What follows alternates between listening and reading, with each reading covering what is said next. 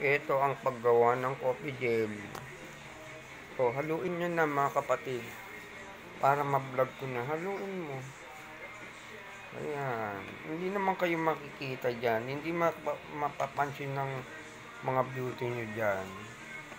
Ang makikita lang ang paghahalo ng coffee jelly. Ito naman, ano tawag dito? Chocolate na paglalagyan ng coffee jelly. Ito naman ang sago. Pakita natin ang finished product.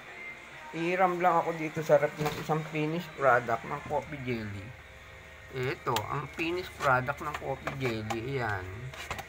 Buksan natin ang isa.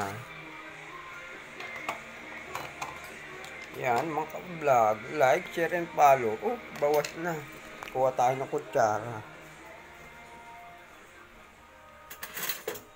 Ito, mga ka-vlog. Titikman natin. Ito ang finished product niya pag tumigas na sa rep. Tikman na natin. Kaya lang, hindi niyo makikita ang bibig ko kasi susubo ko na. Wala na naman. Subo ko na, sarap. Like, share, and follow nyo lang to.